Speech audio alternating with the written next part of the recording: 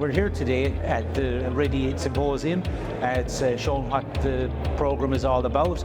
It's showcasing the engineering students and a new way of teaching engineering. To come into this program, it's not all about CAO points. There's also a practical element of portfolio. Then when you're inside in the program, it's about real hands-on learning. Well, it's really beneficial for students because they're going to get an extended work placement with industry, and what that means is that hopefully they come out as a more well-rounded graduate and they're work ready. And what usually happens in these situations is that the industry will actually take them on straight out of their degree. So it is a huge benefit to the students, but it's also a real benefit to the industry and to the employer, because what they're getting the opportunity to do is to mould the students to their own company, and that they have a constant flow of graduates to fill vacancies within their industry.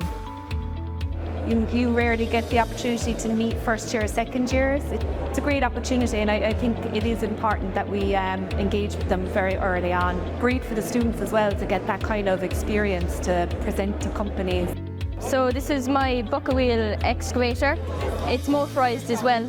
It's actually been really good. Everyone's being really friendly, and I'm actually learning a lot about the different companies. And there's definitely a few there now that has caught my eye. We were able to engage with industry quite a lot, meet them, get a good face-to-face representation of them. It went fairly well. I'm really happy with it. Talk with industry gives you a good gauge of which way you need to go with things. It gives you a good representation of what you need to do and how you need to do it, and how to cater towards the industry you're looking for. There's a great buzz about the place, and that's what engineering is about. It's about getting a buzz out of what you're doing, being excited about what you do, and making a difference.